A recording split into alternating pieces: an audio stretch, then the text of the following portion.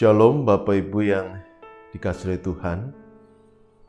Senang bisa kembali berjumpa dalam acara Renungan Pagi, di mana kita akan bersama berdoa, membaca dan merenungkan kebenaran firman Tuhan. Mari sebelum kita bersama membaca merenungkan firman Tuhan, kita terlebih dahulu berdoa. Mari kita berdoa. Tuhan yang Maha Baik, terima kasih kesempatan yang Tuhan berikan buat kami saat ini boleh bersama membaca, merenungkan kebenaran firman-Mu. Kami percaya Tuhan akan menolong kami sehingga kami dapat mengerti, memahami firman-Mu dan melakukannya dalam kehidupan kami sehari-hari. Terima kasih ya Tuhan. Di dalam nama Tuhan Yesus kami sudah berdoa. Amin. Saudara, saya mengajak kita pada saat ini bersama membuka, membaca, merenungkan Injil Matius pasal yang ke-7.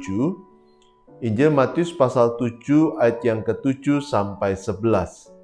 Matius 7 ayat yang ke-7 sampai 11 tertulis demikian. Mintalah, maka akan diberikan kepadamu. Carilah, maka kamu akan mendapat. Ketoklah, maka pintu akan dibukakan bagimu. Karena setiap orang yang meminta menerima, dan setiap orang yang mencari mendapat, dan setiap orang yang mengetok baginya pintu dibukakan. Adakah seorang daripadamu yang memberi batu kepada anaknya jika ia meminta roti, atau memberi ular jika ia meminta ikan? Jadi, jika kamu yang jahat tahu memberi pemberian yang baik kepada anak-anakmu, apalagi Bapamu yang di sorga. Ia akan memberikan yang baik kepada mereka yang meminta kepadanya. Sampai sebenarnya jawab bacaan kita pada saat ini. Bapak Ibu yang dikasihi Tuhan, melanjutkan percakapan kita dalam renungan pagi yang lalu tentang doa. Saya ingin mengajak kita memikirkan sebuah pertanyaan, yakni apakah Tuhan pasti mendengar dan menjawab doa kita? Pertanyaan ini sering diajukan oleh jemaat kepada saya. Mereka adalah para pendoa dan mereka bertanya apakah ketika mereka berdoa, Tuhan pasti mendengar dan menjawab doanya.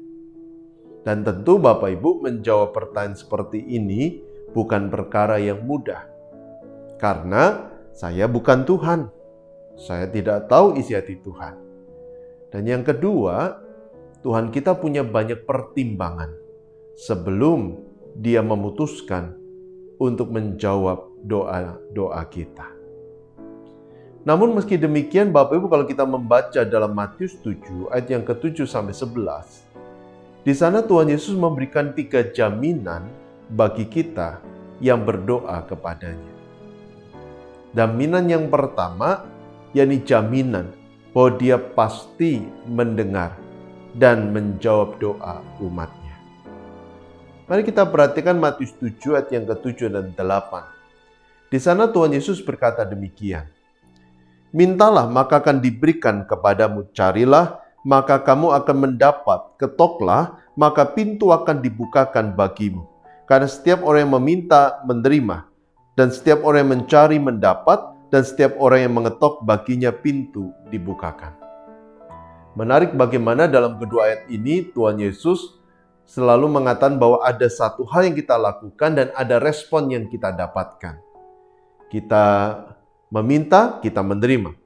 Kita mencari, kita mendapat. Kita mengetok, pintu dibukakan bagi kita. Bapak Ibu, apa yang Tuhan katakan dalam ayat ini merupakan sebuah penegasan bagi kita bahwa ketika kita mencari Tuhan, ketika kita berdoa kepada Tuhan, Tuhan pasti mendengar dan akan menjawab doa kita. Tuhan pasti akan meresponi doa-doa kita kepada Tuhan. Bahkan Bapak Ibu, Dia akan menjawab doa kita 24 jam dalam satu hari, 7 hari dalam satu minggu. Lebih dari layanan call center 24 jam. Yang kadangkala ketika kita menelpon, mereka tidak bisa menerima telepon kita karena sibuk. Tuhan sesibuk apapun, Dia pasti akan mendengar dan menjawab doa kita. Itu yang pertama. Jaminan yang kedua, Tuhan tahu apa yang kita butuhkan. Bahkan Bapak Ibu, kalau kita melihat di dalam Injil Matius pasal 6 yang sudah kita baca, renungkan dalam renungan pagi yang lalu, di sana Tuhan Yesus berkata, bahkan Dia tahu apa yang kita butuhkan sebelum kita berdoa kepadanya. Jadi Bapak, Tuhan kita adalah Tuhan yang Maha Tahu. Dia tahu apa yang kita butuhkan, bahkan sebelum kita memanjatkan doa kita kepadanya. Dan Dia bukan sekedar tahu, tetapi yang jaminan yang ketiga, Dia pasti akan memberikan yang terbaik bagi umatnya. Nah, ini yang menarik Bapak Ibu. Kenapa saya kata menarik? Karena frasa yang terbaik ini sering disalah mengerti.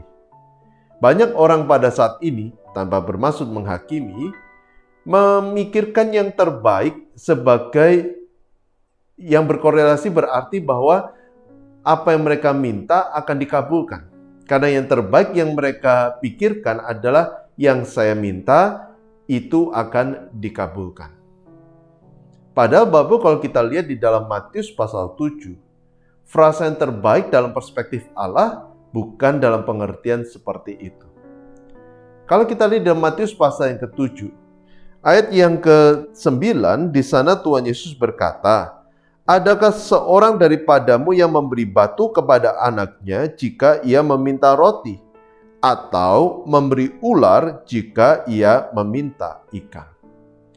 Bapak Ibu, roti dan ikan pada masa itu adalah dua makanan pokok bagi masyarakat Yahudi.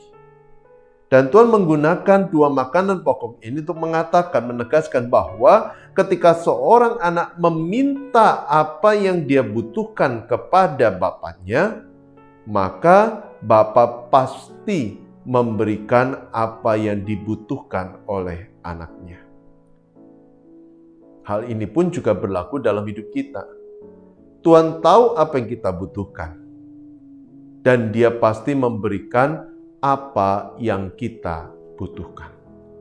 Ini sejalan dengan apa yang tertulis dalam Filipi pasal yang ke-4 ayat yang ke-19. Ketika di sana Paulus berkata, Allahku akan memenuhi segala keperluanmu menurut kekayaan dan kemuliaannya dalam Kristus Yesus.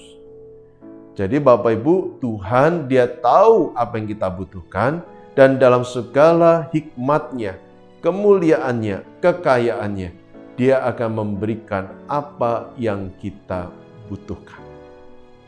Tentunya yang kita butuhkan dan yang kita inginkan adalah dua hal yang berbeda. Kadangkala kita meminta sesuatu yang kita tidak butuhkan, sehingga Tuhan berkata tidak pada permohonan kita. Dia tahu apa yang kita butuhkan, dan Dia akan memberikan apa yang kita butuhkan.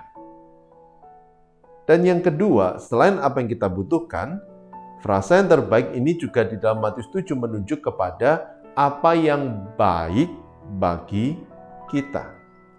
Dalam Matius pasal yang ke-7 yang sudah kita baca bersama tadi, di sana pun juga Tuhan Yesus berkata, apalagi jika kamu yang jahat tahu memberi pemberian yang baik kepada anak-anakmu, apalagi Bapamu di surga. Dia akan memberikan yang baik kepada mereka yang meminta kepadanya. Jadi yang terbaik di sini juga menuju kepada apa yang baik bagi kita. Artinya, kalau sesuatu itu tidak membawa dampak yang baik untuk kita, maka Allah tidak akan berikan. Tapi kalau sesuatu itu akan memberi dampak yang baik dalam hidup kita, maka Allah akan memberikannya. Jadi Bapak, Allah kita Allah yang penuh dengan pertimbangan. Tidak semua yang kita minta akan dikabulkan oleh Tuhan. Dia menimbang apakah sesuatu itu baik untuk kita atau tidak. Jangan heran, di dalam Alkitab ada banyak sekali tokoh-tokoh Alkitab yang doanya tidak dikabulkan oleh Tuhan. Kenapa? Karena Tuhan tidak memandang itu sebagai sesuatu yang baik. Contohnya adalah Rasul Paulus. Dalam surat 2 Korintus pasal 12, Tuhan Yesus pernah berdoa, "Tuhan, cabutlah duri dari dalam dagingku." Lalu apa jawab Tuhan? "Cukuplah kasih karuniaku bagimu, justru dalam kelemahanmu lah kuasaku menjadi sempurna." Bapak, Tuhan punya pertimbangan. Dia ingin memberikan yang baik bagi umatnya. Karena itu dia tidak mengabulkan doa Paulus.